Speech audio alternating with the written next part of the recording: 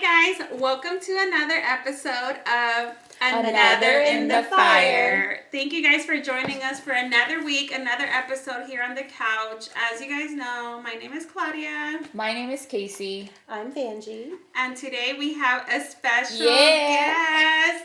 Y'all give it up for Crystal. I was just like, should I introduce her? You know, Crystal gonna say her. I'm Crystal. Yes, we have a very special guest. Crystal is, I would say she's a good friend of ours. We do life together. That's what you're gonna say. Don't get me here and tell me otherwise.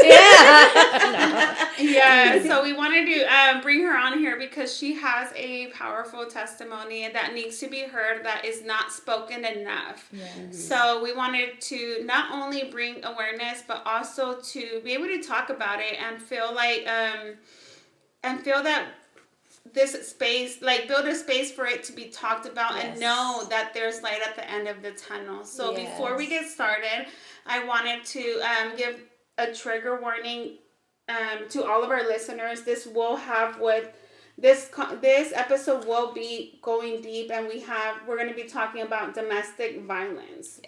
So this is your warning. If you are still in the process of healing, if you're going through it, or if you think haven't healed properly. Oh yeah, if you haven't certain healed, things will trigger you. you will feel triggered. It's okay. Pause it, take a break, or you know what, come back to it later, I would really recommend you to stay on and watch so you can hear other testimonies of how that process is. So without further ado, let's go into the topic. So before we get started, we wanted to ask you a question, Crystal. Okay. Are you nervous? No.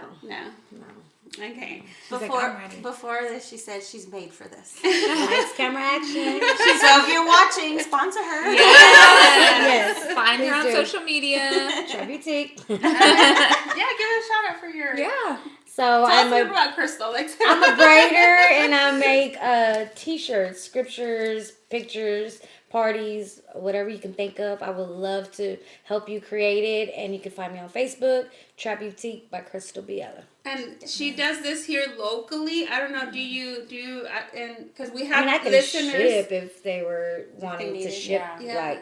If you've seen something or if you have an idea and you've heard no's, reach out to me and see if I can make it happen for you. Yeah, so she is local here. Our listeners, we do have listeners around other states, so Come find me. If you need a I'll braider, tag my name on the comment of this episode. if you're involved in the basketball team for the NBA and you need a braider for them men, you hit up Crystal. We'll get her out there. Amen. That part. Or your wives or husbands. I got your kids. All of it. Okay, so to get into the episode, we wanted to ask you a question. It says, what does the word resilience, wait, did I say that right? When you think about resilience, what does that word mean to you now? Like as in like hate resilience, like or holding back or this. Resilience is like strength to get through something. Like resilience strength. after. So what does it mean to me? My strength. To me it means, I don't know. So I've always thought I was strong. When I tell people anything, I always felt like I was strong and I was able to get through things. But with even the topic of domestic violence, I found out like there was a time in my life I wasn't. And even through that process, I think I was so isolated that I realized I wasn't strong enough to because anybody who knows me from my childhood on up was like, she's strong, she's overcomer. But I went through a stage where I was like, I wasn't strong. And it didn't hit me till recently. And I was like, yeah, I haven't always been strong. But I would like to believe that I was strong for the many other trials I faced and battles I won or got through without having like mental issues or like depressions. Like it didn't over-consume me. Which was crazy because my domestic violence really didn't consume me. It was later on in life that other life trials where depression was like kind of I guess got adjusted to domestic violence, but I mean, I always felt like I was strong through a lot of things. So going into that topic, that season in your life that you went through it, tell us a little bit more about it. Like what? Tell us a little bit about you when you went through it and that season in your life. So I was 13 years old when it started. I was going through a lot at home, and I found this guy who would do anything I said, was always there for me when I wanted to run away. Like, he was available at all times. His parents were not like as active as most people, my friends' parents were. So he was available all the time. Anytime I wanted to run away or wanted to go somewhere, leave school, I can go to his house. And we were in the 8th grade. And I dealt with it from then to 21 years of age. And I left for a long time. And I would come back and go, come back and go. And that was like running from my problems at home. And I would like come see him. But a little bit after 13, we started living together. And that was actually the first time I got proposed to. I was 15 years old.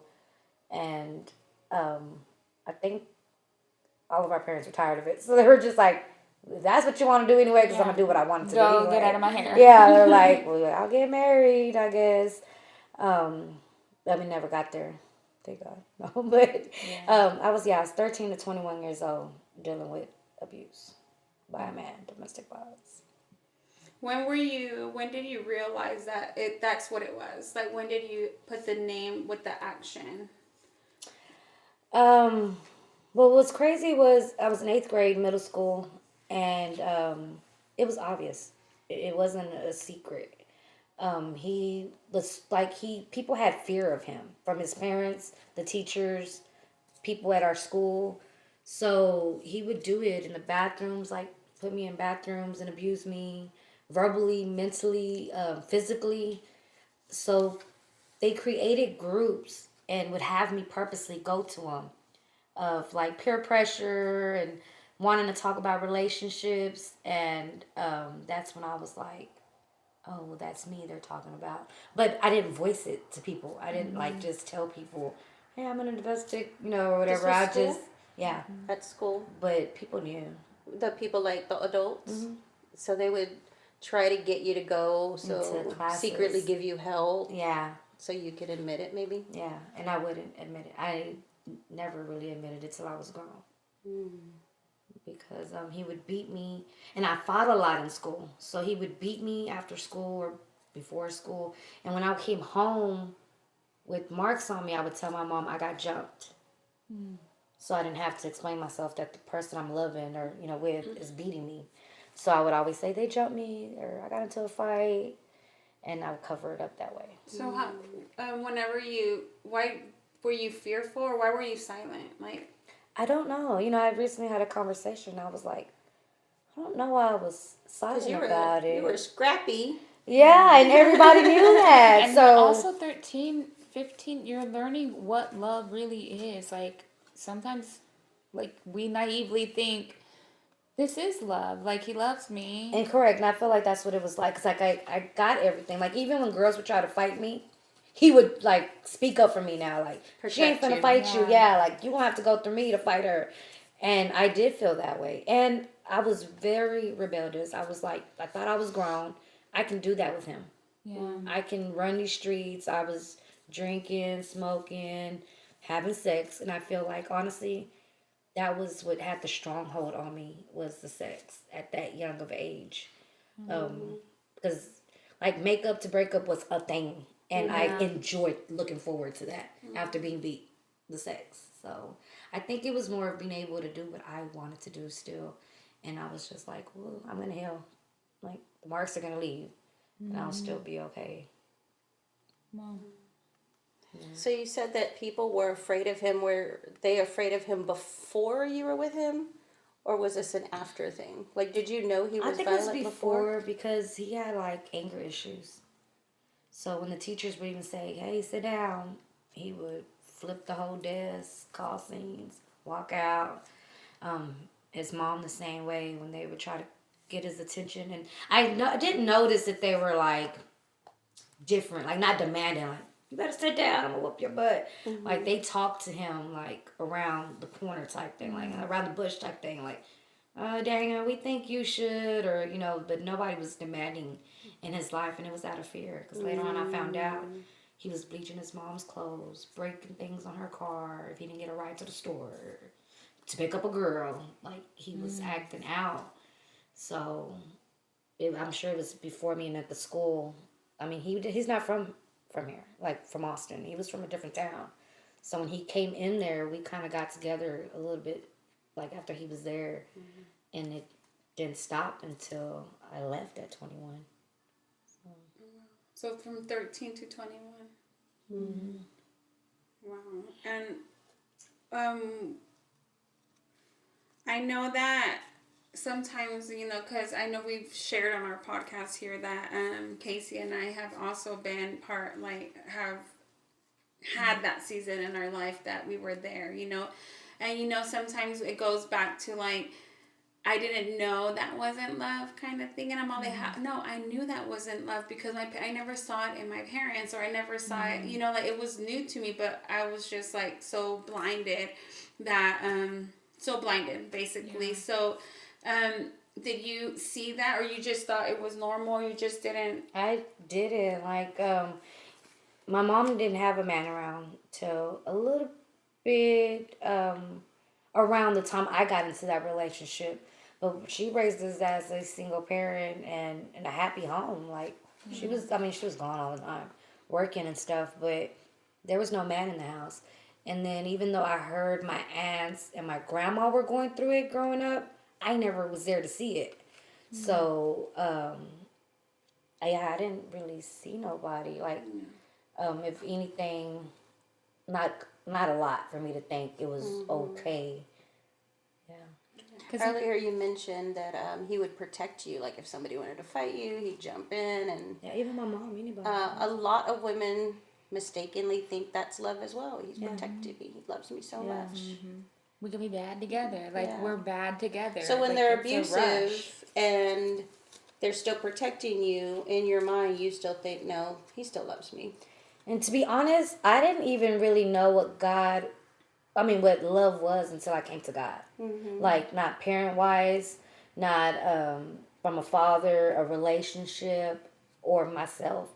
Even the love I was given, I didn't know what that would look like. I didn't know what that was supposed to feel like doing that. So I was just in things because I was always in trouble or trying to get away from something. So I just adapted with whatever was given around me. I never thought too much deep into love because it wasn't ever given. Yeah. So I didn't really care for it. Yeah. So love was like, I thought like, well, he loves me, but it wasn't much of a thought. It was just like, okay, even when he abused me, I'm like, oh, you don't love me. It was just like, hey. Yeah, you're Oh, right. yeah. You don't really think like, this is unhealthy, this isn't right. Like, you're just in it. You're in the relationship. When you say like he would act out and people just did what he wanted, like I can relate to that because I know my parents are still married. They're still together. I grew up in a 2-parent household and ended up with somebody that physically, mentally, emotionally abused me, and it was because of the thrill of it. Like being out and the chaos and the trouble and the drama, it's thrilling. Like a part of me would be like, yep, he's not afraid of nothing. And so you desire that. Like, Yes, that's what it felt like. Anything that I would just go back to because I was young and I was still at home. I was 13 years old, but I still chose that over home. I always chose like I'm gonna meet up with him. I'm gonna go. I'm gonna spend the night every time, no matter how bad it got. I always chose to go back. What was the turning moment? Whenever you're like, all right. My kids, the abuse was getting way worse, and my kids were like, I think 3, 2, or somewhere like 2, almost 3, because they're back to back. And I had one like walking, one crawling, and one in a car seat. And I remember my oldest telling my middle child, like, don't say that, Daddy's gonna hit mommy. And I mean, I had to hide in closets with them, like from him, and I would have to tell my kids like, shh, so he wouldn't find me. So I would like have to hold their mouths, and I was like, this is not life. Like why? Like I don't like this for us. So I think he pistol whipped me in front of the kids, and I was just like, it's time. And income tax had just came around. Had a car. I could never keep nothing because he took everything. But I had the keys, and it was under my name because I was 21. But I was grown already, so I had everything. I had ID. Things were under my name, and yeah, I remember putting my kids one at a time, like the baby first in the car seat, going back, grabbing the other two, putting them in the car. And I lived in San Antonio. He would like isolate me and move me away from Austin because all my family home is Austin. And I remember driving back, and I didn't have nowhere to go because I wasn't talking to my mom. I didn't really have friends no more because I was so isolated. So I had a friend that we were close, but it had been over like 2 or 3 years that I hadn't really talked to her like that. But I remember there was a hotel off 35 and 183, and I pulled in there and called her. They had a phone in the lobby, and I had her number, and I was like, I don't have anywhere to go, and I left. And she let me go over there. She ended up talking to my mom, and my mom ended up getting an apartment and stuff, but it was my kids. But that one time you left, was that it? Like one done, never went, like it wasn't a That struggle? no, it wasn't. He threatened me. He would like he followed me, put sugar in my tank. He would tell me that nobody would want me, that I had 3 kids. He was gonna shoot anybody he seen around me. It was always threats, but I was like, no, I don't want to go back. Because I had the kids, and they were like growing up and seeing this, and they were in fear. So I didn't like that for them. So I was like, I never I'm went glad you're back. sharing those specific things because for whoever's watching, if you're maybe going through something that you don't recognize as unhealthy, because that's what we just said. We don't always think that this is unhealthy. This is not right. I should leave. Like, Especially as a child. I was a child, and I didn't know that. And my mom always working and into her new relationship, just got married. Me and her husband didn't get along. So nobody was really paying attention to me. And I was doing what I wanted to do because I also had a rebellious spirit in me. So I'm like, I'm doing what I want to do. So as a child, you don't know that it's wrong. yeah. Or you get caught up in saying, they're not going to care. They don't listen to me. She's not even home half the time. We think that about our parents, and we feel like we have nobody to turn to. Are you first generation? Of abuse? No. Like as in like Hispanic, Mexican right. culture here. Yeah, from my mom's. Yeah. Well, my mom, my mom's from Mexico. My Yeah. dad's from here. Yeah. Okay. So, yeah, you are first generation. So I feel like that's something that I've seen common in a lot of people because that our parents come here and they're like focus on work and like do all that kind of stuff, and that's for like we're just kind of like. Yeah, and what's crazy, like I didn't experience the abuse, but my dad used to abuse my mom, and everybody else would tell me about it later on. But my dad did abuse my mom badly also. It's like generational curse. Yeah. Because she wasn't even around to witness it. No, I wasn't. He ended up getting locked up for like 7 years. I didn't meet him till I was 7 years old. As whenever you said there was one and done, like you're just like I'm leaving. In my case, I was 15 when I experienced it. And I went back and forth. I did at that age. Not until I had my kids and not that. But from 13 on to then, I left and came. Yeah. And it got worse because I was doing me, and he would be like, oh, you was with so-and-so, or you was doing it, whatever. Yeah. And it got worse. The beatings got worse. So I have a question. He would beat you badly. When after that happened, like, what were your thoughts? Do you remember, like, thinking, like, what did I do? Can I do it better? It was, because, I got beat for everything. I was young, and I was doing grown women wifely duty stuff. So if the food didn't taste right, and I didn't know how to cook, I was learning how to cook. He would, like, mentally and physically abuse me. He's thrown, like, hot food at me because it didn't taste right. If he got dirty, eating or whatever he was doing, it was my fault. And so I do remember like thinking like, why can't I do nothing right? Like, why is it always a problem?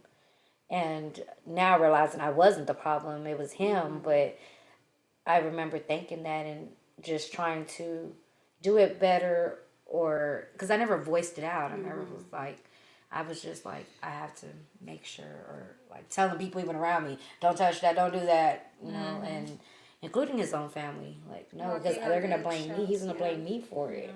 And a lot of women feel like that, like I can do better. Yeah. So they don't leave because they feel like they're the problem. Yeah.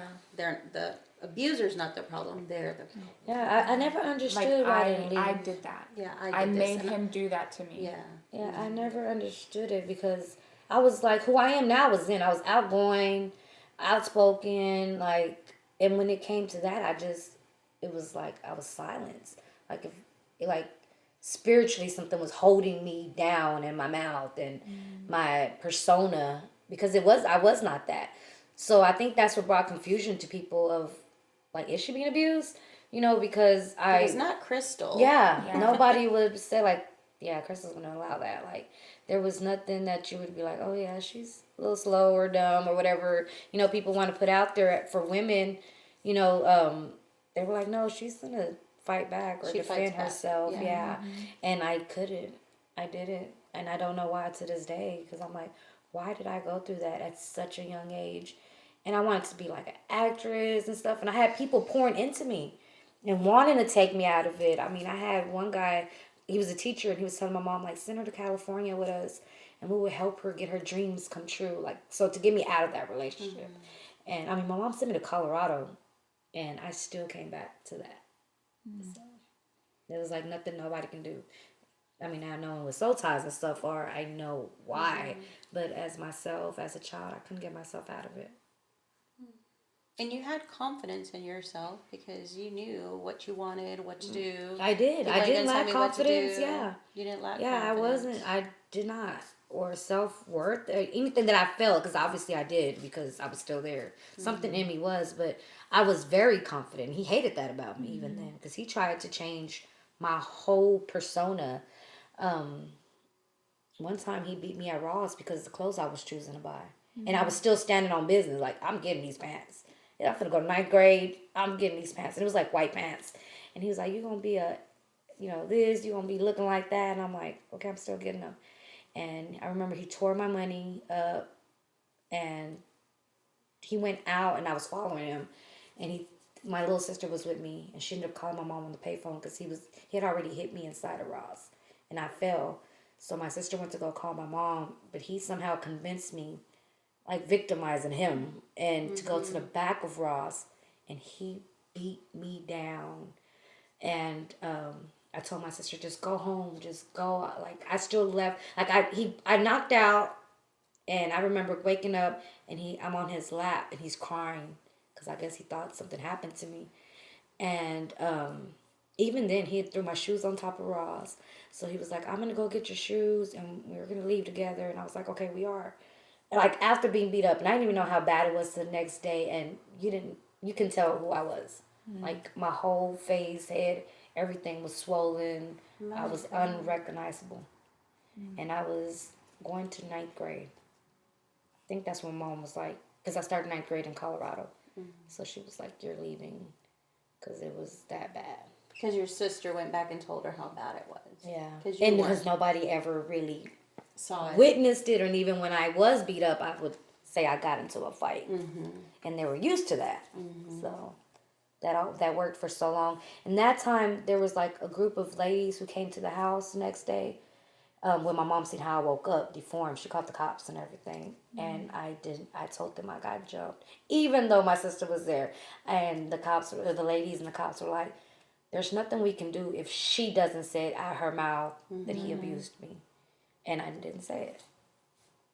Yeah. And you weren't afraid of him. You just... Yeah, and I still didn't. Like, I was beat. I really, truly believe that I could have been dead over 5 times in that relationship. And I still wasn't scared.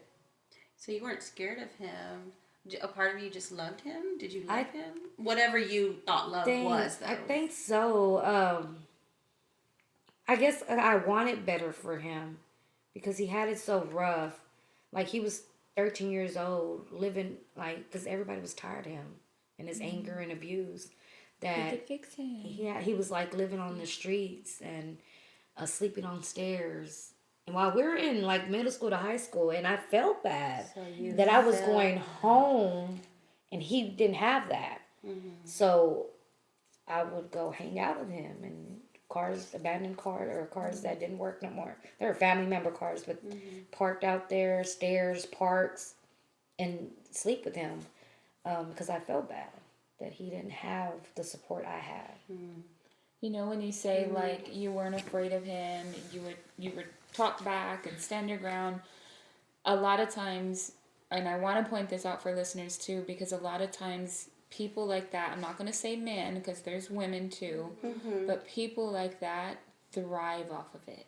When they see that you're not backing down, when you're not afraid, it gives them a rush to overpower that. Oh yeah, I believe that. Yeah, I definitely like believe they get a rush off of you trying to buck up to them and them they still still dominate you. dominating you. Oh yeah. Because I remember one time he beat me in my sleep, and I was just tired of like, dude, I'm asleep. Yeah, he had a dream that I cheated on him. So I woke up to him beat me in my sleep, and there was like hangers, and I remember grabbing the hangers and just hitting him with it, like, you gonna stop hitting me in my sleep? And he laughed, like it was a thrill for him, like, oh, you fighting back? And I was just like, I'm tired. It is. And but even by then, he had already put something in front of the door so his mom couldn't come through. But he already knew what he was. I guess he was up contemplating on what he was going to do. Right. Yeah, and You couldn't run out. No one could come in. Yeah, and so Was that the first time you fought back? I don't know. It already No, been. you- Yeah, it already been. I had already fought back. I remember that time I thought I was leaving, and I took off running in a small town I knew nobody at, no phone, barefooted, and I had to run through like tunnels and stuff because he was driving around and screaming my name to get away. And my mom, like she would drive out there every time it got that bad to get me, for me just to go right back. But it was like 2 hours away. That was my dad for me. My dad would go pick me up wherever Yeah. in the middle of nothing. And I would Oh, still they go got back. tired of my stuff too though, cause I think it was Vanjie. I was telling by the time I didn't have no kids till I was 18.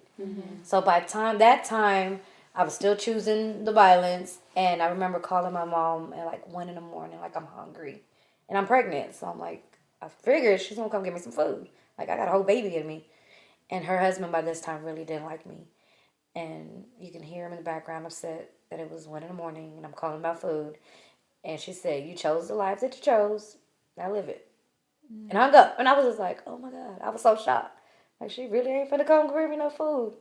You know, a lot of people, they want to get involved, because I used to get involved with my sisters, but every time they went back, Yeah. I would get so aggravated, and I would literally say, well, then you must like it. Yeah.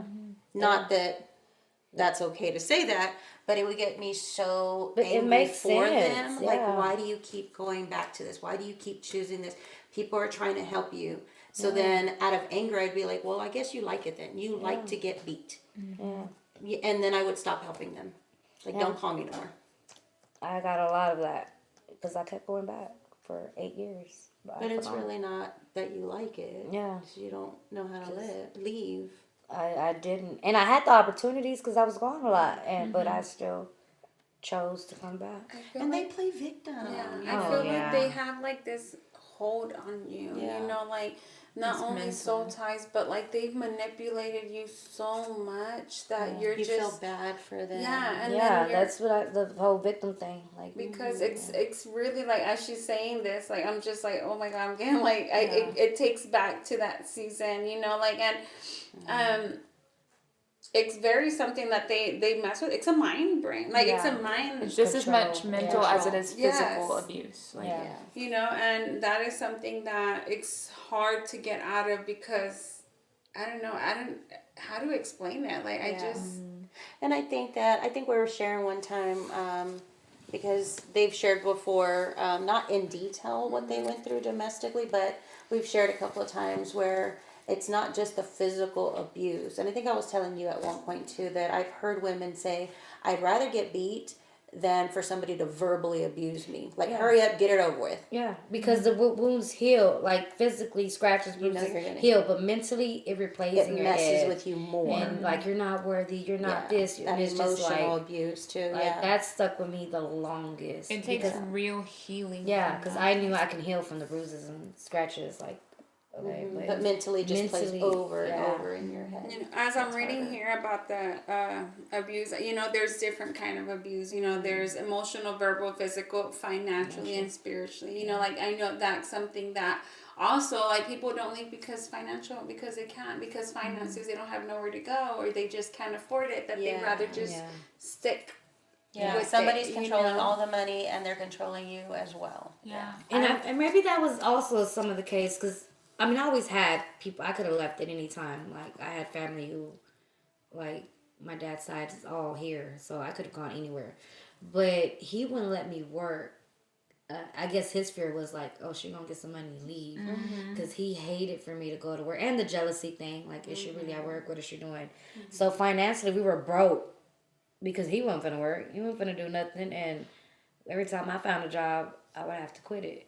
So yeah, and so I didn't. He controlled Think that. every part of your life.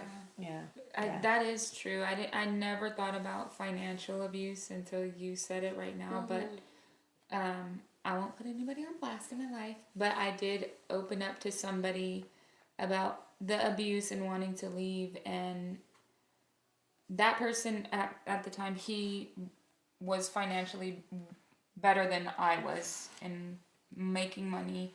We had our own home. We had our own cars. We had horses.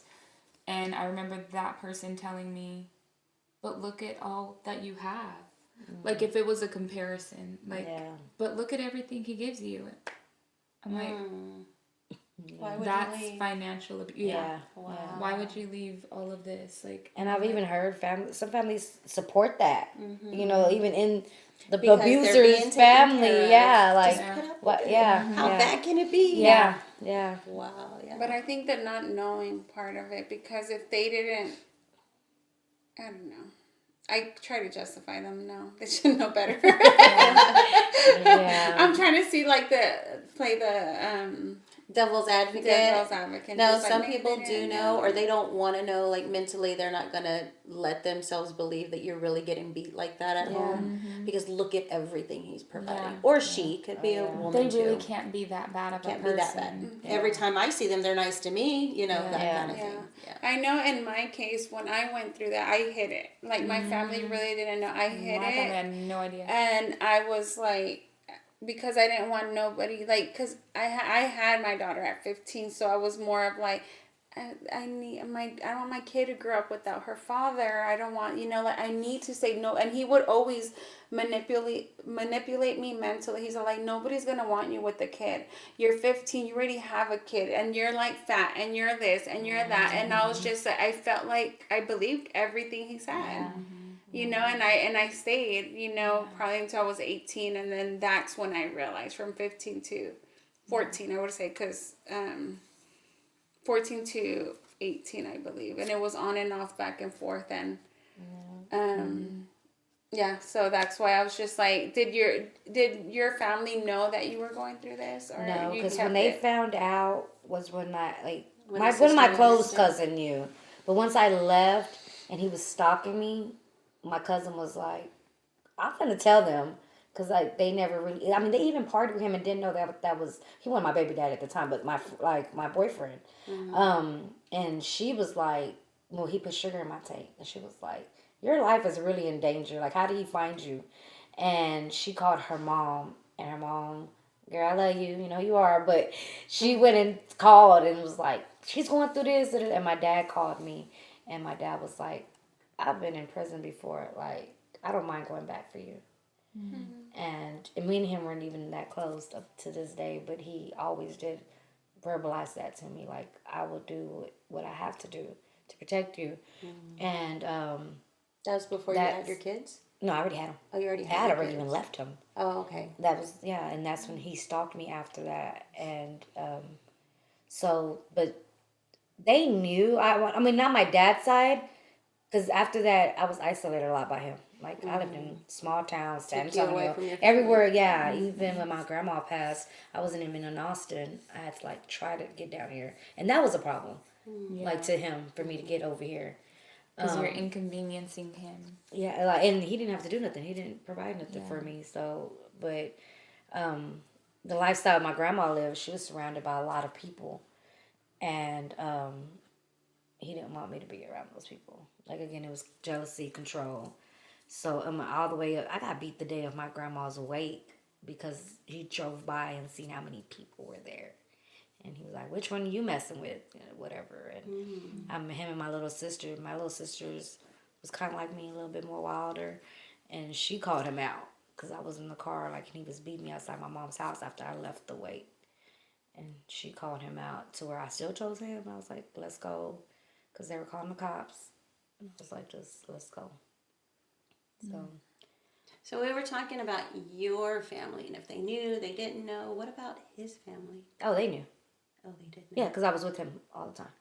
And he was doing it to them. And yeah, and he was. So when he first moved down here, his mom was tired of his mess because they're from like College Station out there, and they lived in a small town by College Station after he was born.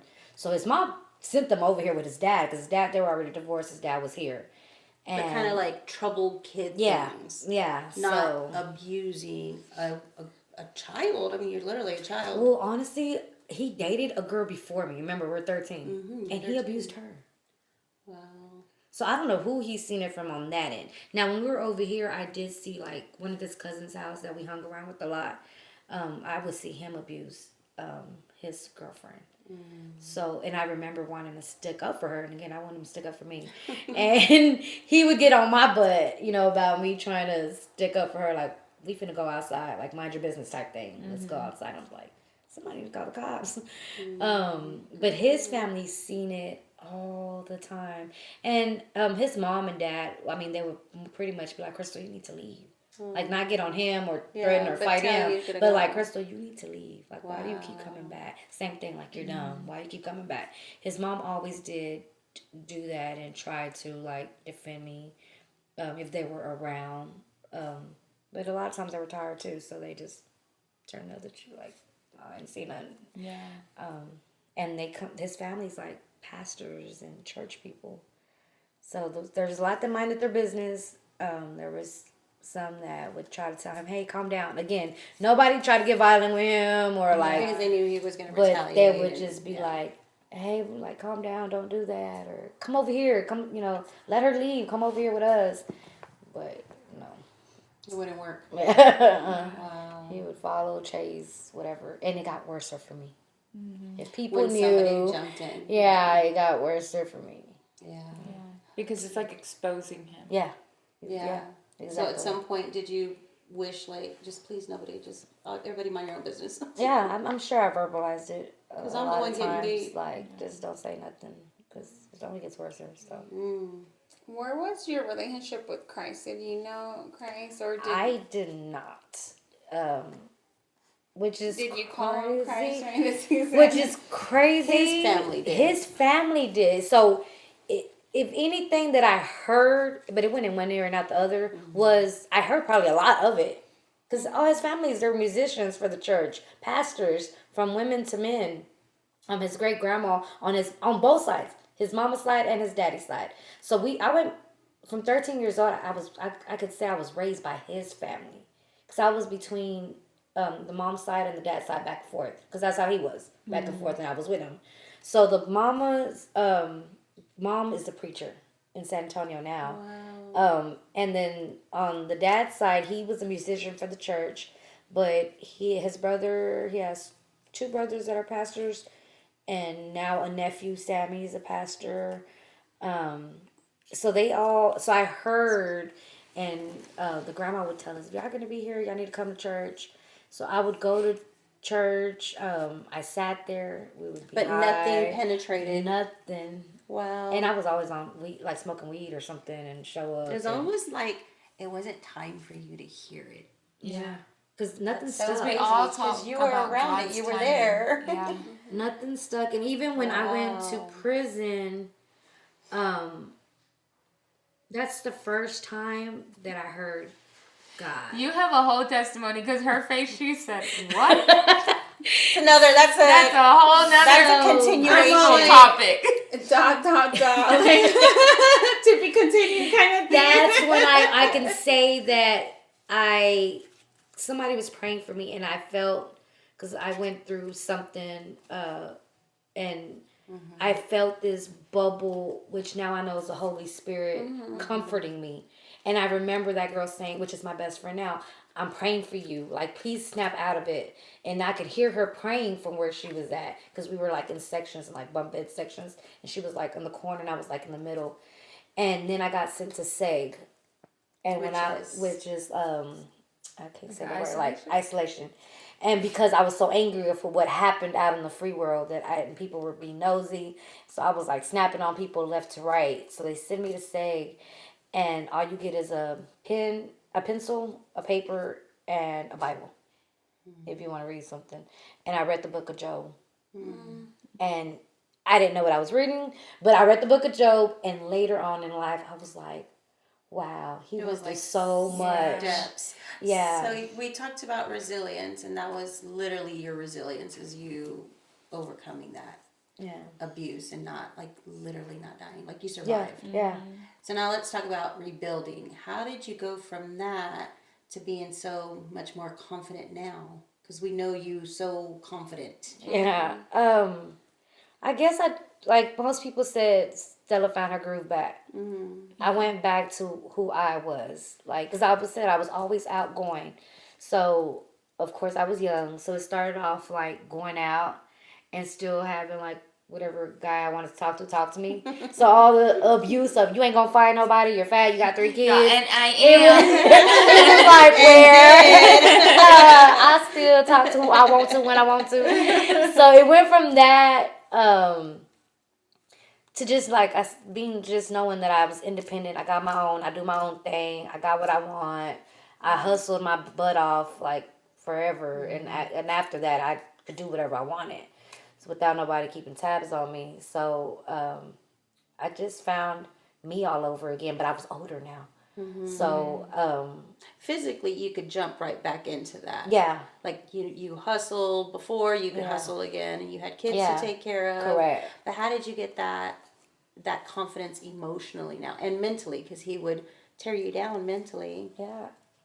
I don't know. I mean, because before him, I was who I am now. Strong mentally. Yeah, like I pushed myself. I did everything. I was confident. But it was just that season of him that was trying to tear me down. But I guess deep inside, I never really let go of me. And still hope for me to you always come believed back. in yourself. Yeah. So after that, like I said, it was just like going out and having those confirmations from people like, oh, you're so pretty, you're so strong, you're so, you've been hustling, you've been doing this, and just like I am that. I do hustle. I am pretty. I am an overcomer, and just like walking back into who I am. I will share knowing Crystal. So there are things like hearing about your testimony of this part in your life. It kind of makes sense knowing you now. Because when I think of like Claudia, when you share about financial struggles in your past, so now knowing Claudia, she's like on the ball financially. Like, we're going to take care of this, we're going to budget that, we're going to save this because of past trauma. And with Crystal, hearing you say this, I can see it because when Crystal's around men or they're trying to act funny or get away with something, she's quick to like, and don't play with me, and don't do that. Like, she will put a man in his place. But not in a demeaning way. No, not in a demeaning way, in a powerful, like, I'm not going to let no man in any way dominate. Like, that's how you are with men. Yeah. Even friends. Yeah. Like, you're like, nope. Mm-mm. Don't blame me. Yeah.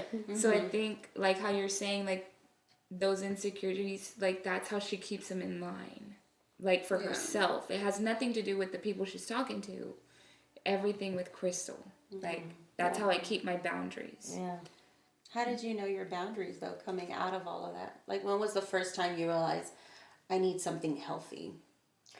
I don't know if I knew healthy because for some reason I was attracted to men who probably didn't know how to love correctly. And but I knew I wasn't gonna get abused anymore. That I did know. Physically. Yeah, physically, because yeah, the mental was still there, but physically, I that was one of the boundaries that I set, and I probably didn't even know it was a boundary, but I was like, I'm not going through that no Right. more. Yeah. Like, ain't nobody finna put their hands on me no more. Yeah. Did you know I what to will look not- for, or tell yourself you knew what to look for? No, Like red because I flags. mean, they Yeah. tried it. I've dealt with other men that tried it, and I've voiced it out. So I remember leaving one relationship and going to the other, and even like the cheating or anything, and they were like, "How do you put up with that? And you didn't do it with me." Because fresh out of the relationship, I was standing on business. Like, you ain't gonna talk to me like that. You're not gonna, isolate me because it happened. Like, oh no, you can't go out. Who can't go out? I'm going out. And then when I got with the third person, the second person was like, hold on, you was strict with me. You was hard. And how you letting this dude, like do this or do that? And I'm like, huh? Like, I was like, questioning, what you mean? Yeah. But I guess I knew what I didn't want no more. Yeah. And it was all with abuse. I didn't, like, now I've grown so much in the mental and stuff, but the physical abuse, I knew it wasn't going to happen no more. Yeah. So going back and like looking at what you went through to now, like with new relationships and stuff like that, like were you be able to identify like the red flags? Oh, yeah, definitely. Like were you just kind Can of you see them in other people's relationships too? Yeah, definitely. And you can sense it. Like, you Yeah. can tell with other people. And, like, I remember growing up, and I think I told y'all, like, before, but, like, I was always wanting to protect people, like, after I left that relationship, and I could see things. And then, I was, like, before Christ, I was trying to attack, but before Christ, I didn't, like, I wanted to always tell people about abuse all the time. Like, no, don't do that, don't put up with that, especially young girls. Because you could see it. Yeah, and so, but after Christ, like, I didn't know this part of me because I was like, I stopped voicing it. I Yeah. stopped, like, I was abused, and even then, like, volunteering with the youth now or being young adults, I stopped because I'm like, dang, but recently God reminded me even like this, like, don't ever stop because you don't know who's hiding it like you are. You were. And when I look at our youth or some young women, and I'm listening, I'm like, oh, I don't have to worry about sharing that part of my life with them because they're not going through that. Yeah. But I was recently reminded, like, You were how 13. do you know Yeah. if they're not going through that? If you hid it so well and did verbalize it, and I was like, Yeah. oh, okay, like, and so this was like perfect timing again because I was like, they don't know what I've been through. Yeah. But God just even reminded me of, like, God me was to giving you continue. confirmation. Yeah, like, you continue to share that part. Yeah. We're always talking about like people sharing their story. Their story is so powerful, but we call them testimonies. It's actually not a testimony until you overcome it, right? So Yeah. we say stories for people who don't understand what testimony means. Yeah. But I think it's so important for the youth to know Yeah. what other women have gone through because the youth are like, they're too old. They don't know what I'm going through. They can't relate. They don't realize we lived a whole life before. They see Yeah. church crystal. They see, and even with your demeanor, they know like, okay, she came from the street, and they think that's all you're about. But And there's so times much I tell them more. because it's been so long, and like even in February, I did like more lessons than I usually do. Usually one weekend, and I voiced it out again because it was loving with unconditionally. But I was like, I just learned that I was loving with conditions this whole time, and a lot of us, love with conditions. So I was telling them that, and I was like, some of y'all know my testimony, and I was telling them I was 13 years old, and I remember mentioning that to them like last week or so, and I was like, so everything kind of building up around domestic violence right now. I'm like, okay, God, what are you showing me? And What we are you wanted to telling do me? it because March is domestic violence awareness.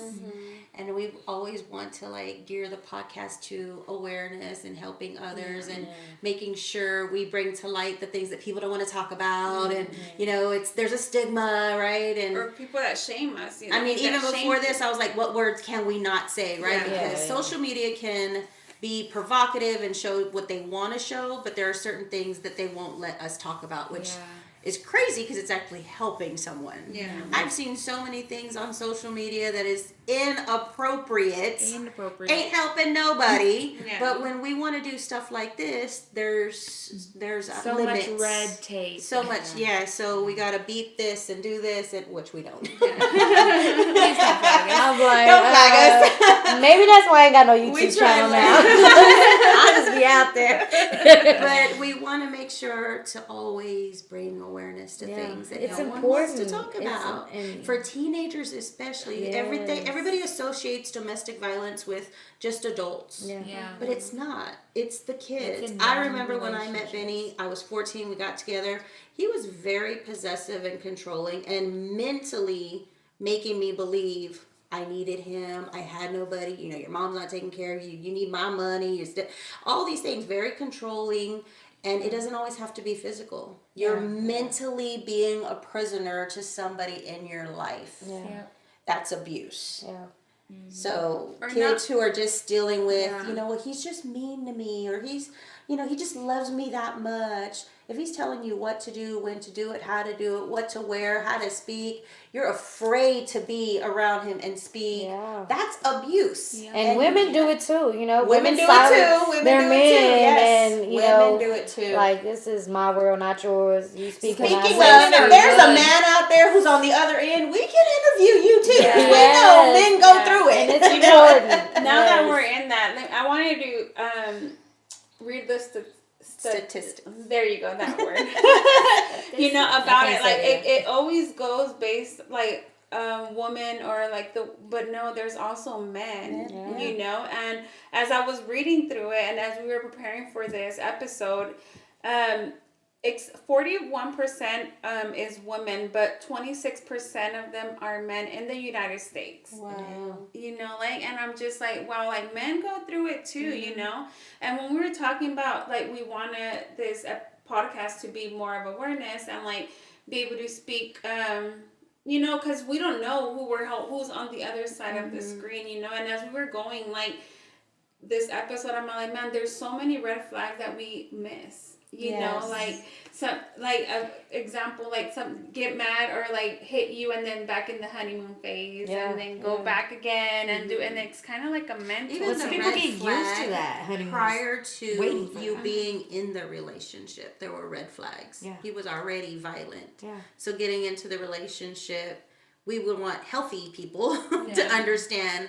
Stay away from violent kids, violent men, No, violent yes. women. Stay away from the violence because Yes. that is a red flag. And we're in you a can't- different generation. Uh, Thank and God. you Like things can't- change. Like and at you my can't age, I don't like, think they were. oh, they won't be like that with me, yeah, Yeah. yeah. which they is don't- what we think. Yeah. Yeah. They don't really know, and I say they because anybody, what the red flag is, they think it's fine. They think that's normal. And I love that you go and talk to the youth and the young adults because the youth that you're talking to are our youth. Yeah. The kids that you're talking to They're are our our kids. kids. Yeah. And we all know, like, when it's your parents telling you one thing, it doesn't Oh, even yeah, matter. yeah. They don't know what you're talking about.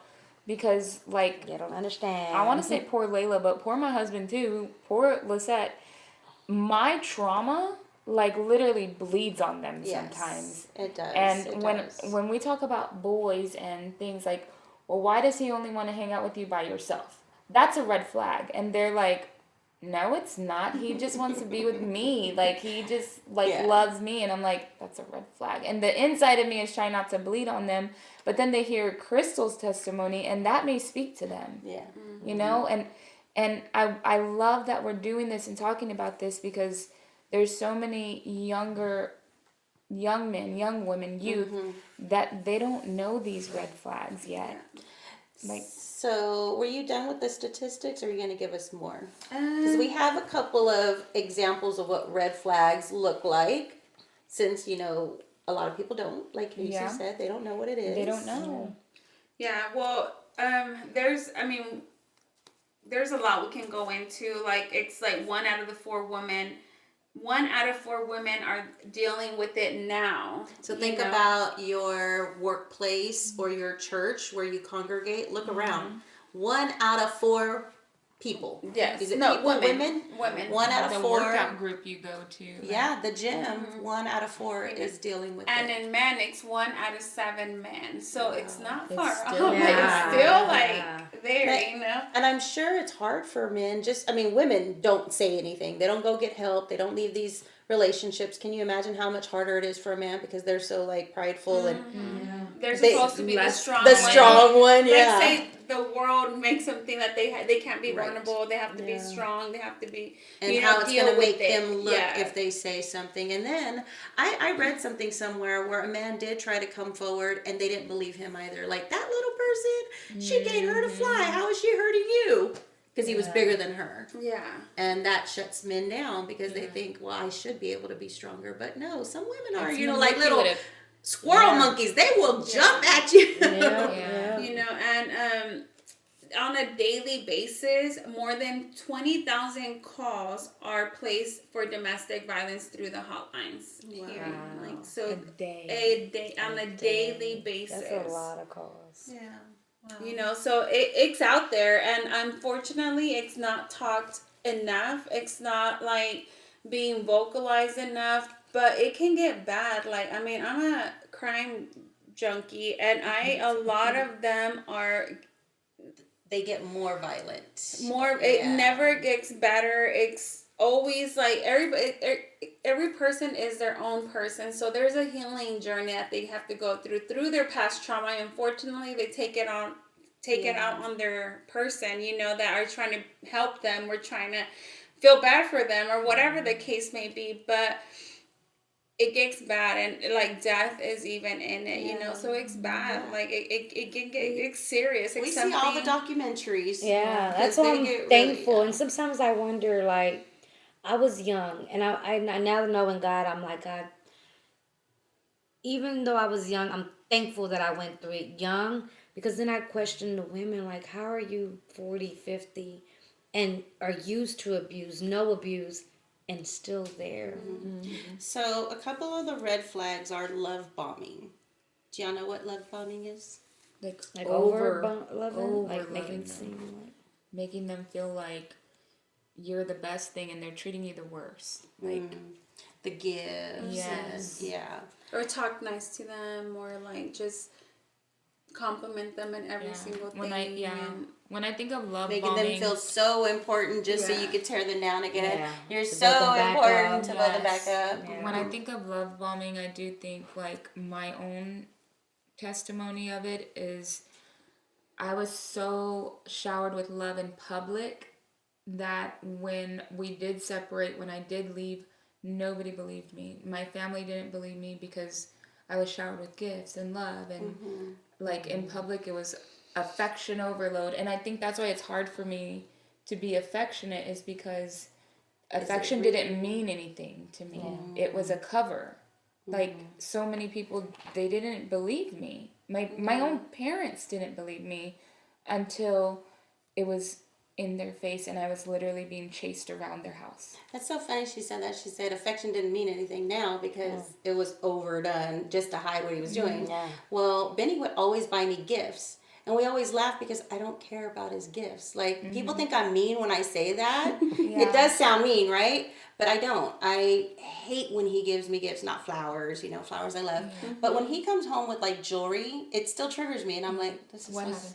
is What'd you do? dumb. Now he's going to listen to this. I didn't like his gift.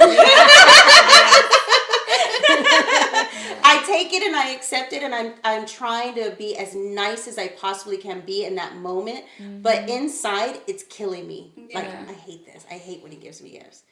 Sorry, honey. But keep giving her gifts because she has to heal. Yeah. Yeah, right. I really have a hard time with accepting his gifts, or even wearing half of what he gives me, which is really crazy. I just thought about that when you said that. It doesn't mean anything to me. Yeah, it doesn't. Yeah. Wow. Not that he was violent in any kind of. He was not physically violent. He was mentally abusive. He was. And because I would say things out loud, my family was like, he's so nice and you're so mean to him. I'd be, y'all don't know him behind closed doors. I would lash out at everybody. But it was true. He was behind closed doors on the phone. He would get in my ear and he would say things so like to put fear in me. So I wouldn't speak out. So I wouldn't wear certain things. I couldn't have friends, even friends. And I would tell him I had these friends way before you came around, but he wouldn't let me have friends. He was always calling me if I was on the phone and had to hang It's up. so hard for me to believe that from Deacon Benny, well, because that was Yeah, that was a long time ago. BC. I mean, we were teenagers. It was the Yeah. first 8 years of our relationship, though. yeah.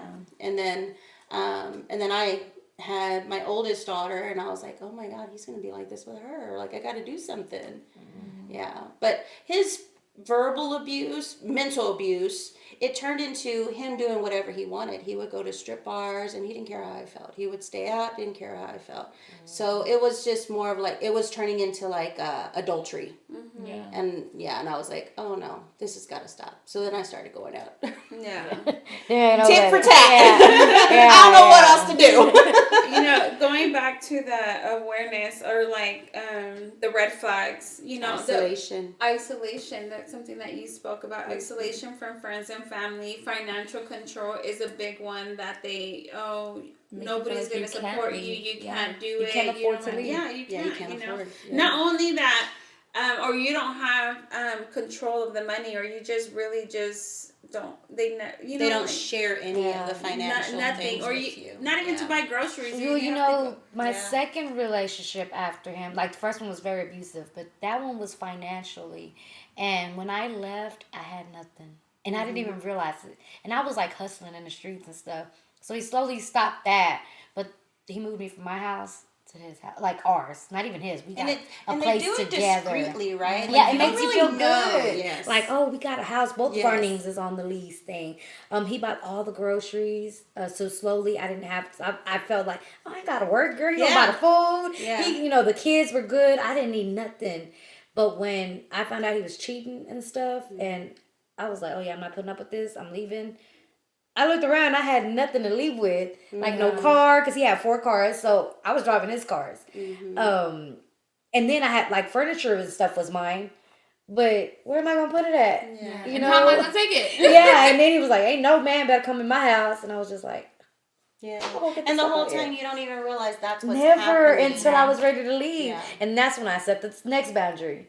I will never let a man take care of me. Yeah. Like, I will always make sure I got my own. I'm like, well, Crystal, Like, I'm gonna hustle my butt off. Until God gives me that, that man that's like I can understand and know this is not control. It's family. It's what we're supposed to do. And you're gonna know until it. then, I'm like, oh no. But speaking of that financial control, I've known women who've been married their whole 50 years, get cheated on and left, and they don't even know how to open up a bank account because they never had that information, or they were never taught.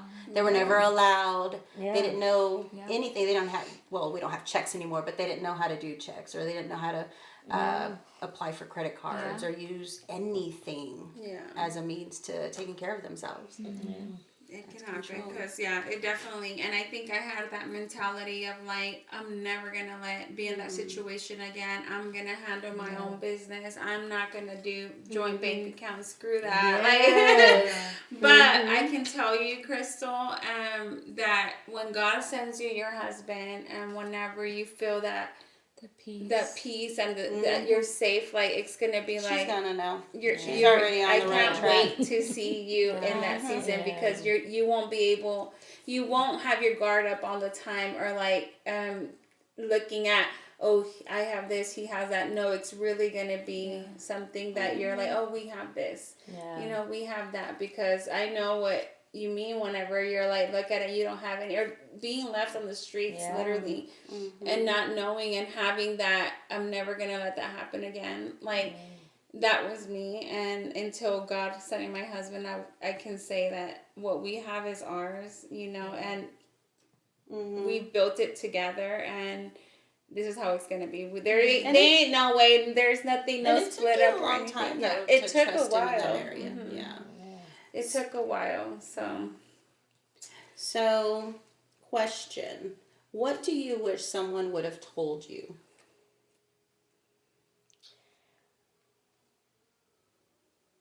told If me, you could go back to younger Crystal. probably what that I would was loved. Yeah, I was gonna say, what would have made a difference? Because everybody would say leave, or I've heard it all, and but I don't think anybody verbalized how much they love me.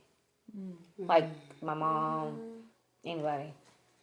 It was all with conditions or do what you want to do, whatever. But I don't think anybody ever really, like, now being like part of so many women and stuff, I hear why they love me, from y'all, from other people, like, oh, I love you because of this, or you do this. Nobody was telling me that. I mean, if they said I love me, it's like, okay, I love you, but it was nobody expressed, no told meaning me, back, like, yeah. how I'm loved. I think that's, if anything else, what I would have wanted to hear. Well, before we close, I would want you to look at the camera and speak directly to our listeners that are out there, women and men that are going through this. What would you tell somebody who feels stuck? What would you tell them, being An overcomer. a overcomer, this resilience person? What would you tell the other person on that screen that is watching, that is currently going through a situation, whether it's male or female? What would you tell Whether them? it's physical, mental, Mentally, financially, whatever it is. I would say, for one, that you can get out of it. It's not too late. There's, even though you feel there's nothing you can do, you can. But the most important thing is reach out to God. Like, I don't think that I was more free, like, even moving on. Like, if somebody told me about God and poured into me and showed me God's love, I don't think I would have put up with it that long as I did. Not as a child, not as a grown woman. But nobody was telling me that. Nobody, and God is like everywhere. So you don't need to be a part of a church. You don't need to, like, I'm not saying go become religious. Call out to God wherever you're at. When you're in your alone time, call out to God and ask Him for the strength to get you out of that situation and act on it. Leave. Like, there's so many places you can run to and go to, where you don't have to tell your family. You can just, or the cops, you can just get out of it, go somewhere, but just ask God to give you that strength, to show you a way. And I'm sure the ladies here, there's somebody you can call on to. You can call on to me if you don't know what you're doing, how to do it. I'll be more than happy to pour into you and help you leave whatever situation you're dealing with, because it's a whole life out here, and you deserve that life. You really do. Your kids do, and you do. I have a question. How would any of y'all describe that moment to face your fear of leaving the situation? Because there's always that fear factor where it really is paralyzing women or men to stay in these situations. That moment where you have to face that fear, what can you do to tell yourself, like, keep going, girl? What would have been that, that demon, right? You got to face it, and no matter what fear tells you, you still got to keep going. You got to run out that door. You got to pack that car. What was your moment, and what would you tell them? Are you tired? Because that was for me. I was tired. I was tired of being beat. I was tired of seeing my kids go through it. And that was what enlightened the fire in me. Like, I don't want this no more. I'm tired. I'm tired of crying every day. Or, I mean, like I said, the bruises weren't even facing me. It was more of the pain in my heart and my mind. I was like, I'm tired. And that's actually something that I ask a lot of people when they're dealing through things. Are you tired? Yeah. Like, life is not meant for us to carry all this weight behind abuse. Yeah. Like, that's what helped me. Like, I was tired and I wanted something different. Yeah. For me, I think it was like, quit dismissing it, making excuses like it's not that bad, or I mean, I'm not being abused, or like, you become so accustomed to it that you dismiss it. And I like hearing you say that, like, I literally remember the moment where I made a decision that if I don't get out of here, it's gonna get worse. I'm gonna die. He's gonna kill me, or I'm gonna kill him, like, in defense. Like, something has to change, or I'm not gonna survive this. Like, going through beatings and so, like, manipulation, mental, all of that. The moment that it clicked for me, literally all he did was flick me in the forehead. I remember it like yesterday. It was a flick of the forehead, and the disrespect I felt, and the shame and embarrassment because of the people it was in front of, and how much you can just belittle me. At that moment, I knew, when we go to bed tonight, I'm going to pack my stuff and I'm going to leave. I have made a decision in my head that I can't take even a flick of the forehead anymore. I can't take it anymore. And I did. I packed my stuff because I remember thinking, we were out of town with his family that he just met. I didn't know these people. All I knew was you here. And you're disrespecting me in front of them. And you're supposed to be the safest person for me.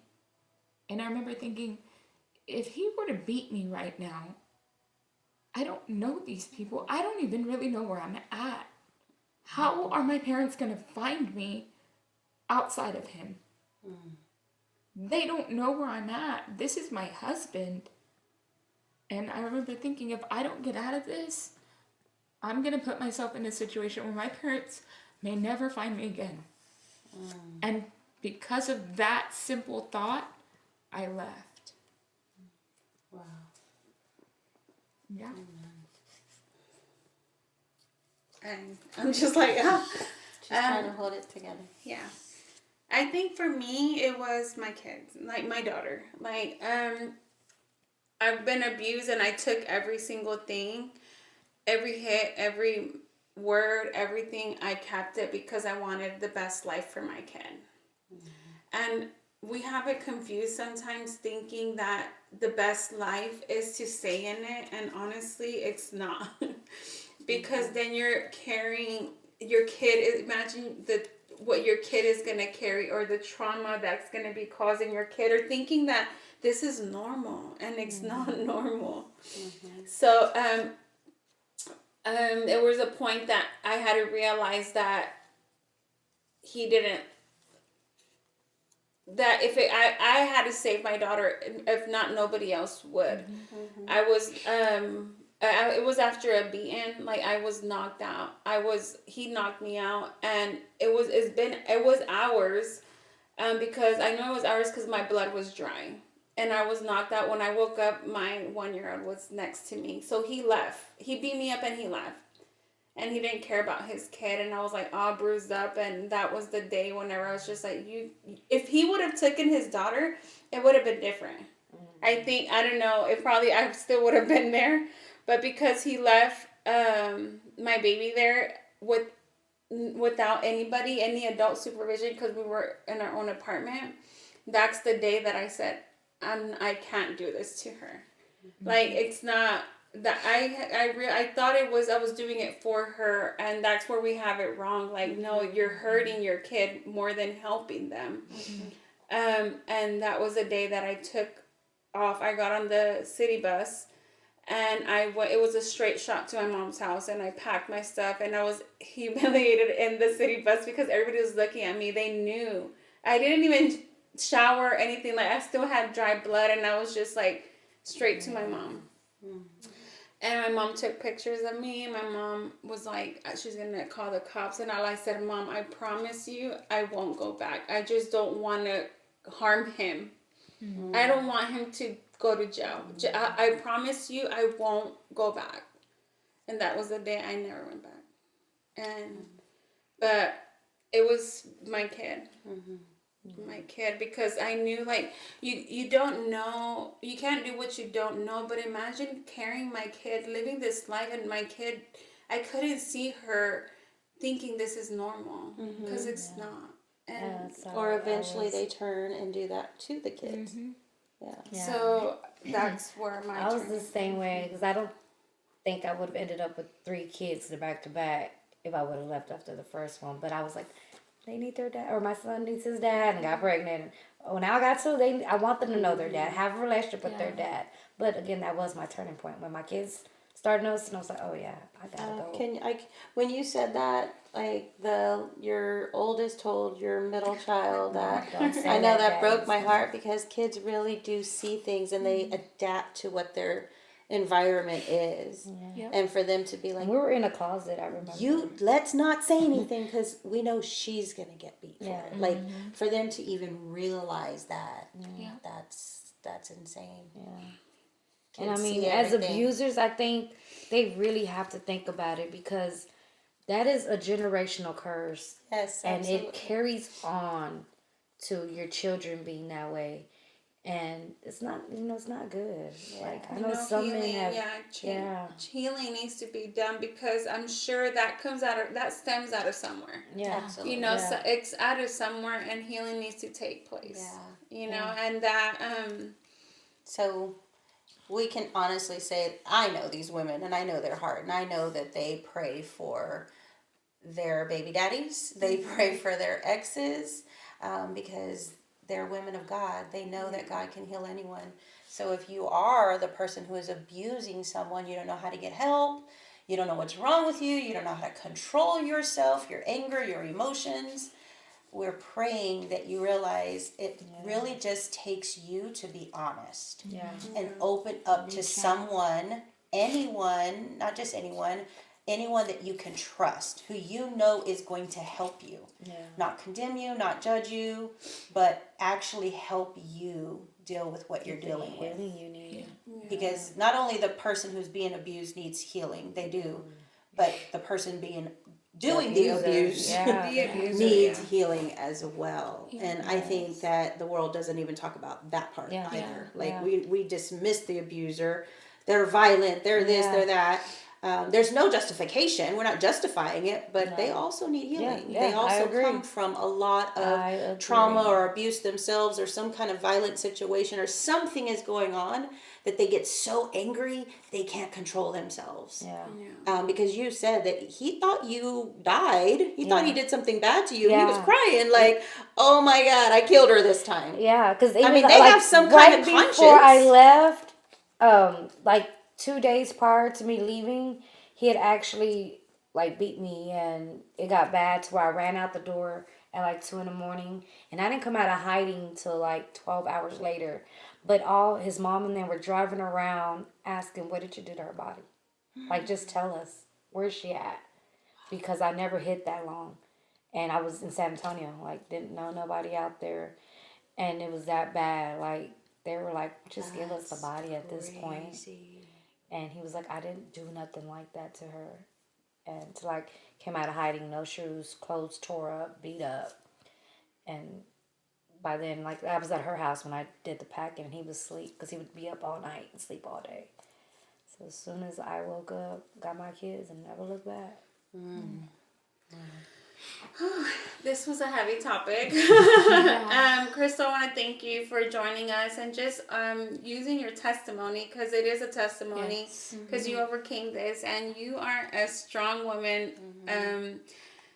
to overcome this, you know. And not only that, a strong woman of God, and your heart is for these women and to help, you know, like to help the next generation, you know. And I admire you for your heart, and you're always like go and trying to help people because of your testimony. You not only in this, obviously now I know that you Many areas. She's gonna be a recurring person. She's gonna write for all the stories she's got. Yeah. So we will. I'm sure this will not be the first time that you join us in the episode. And thank you for joining us. And for the women out there women and men that are going through this, we're going to leave information of a violent hotline in the description. Yes. So if you're going through it, or if going through what we spoke about, or anything, like we're gonna leave that information below. Or if you want to private message us, like we're here for you. We'll help you.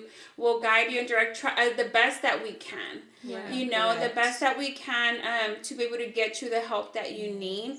And just know that On either side of it, yes, receiving or like Vanjie said, if you know that's something that you struggle with, Yes. reach out to. Either way, we're praying for y'all. yes, and so just know that you're not alone. You're not consumed. Another is in the fire. See you next time, guys. Bye. Bye.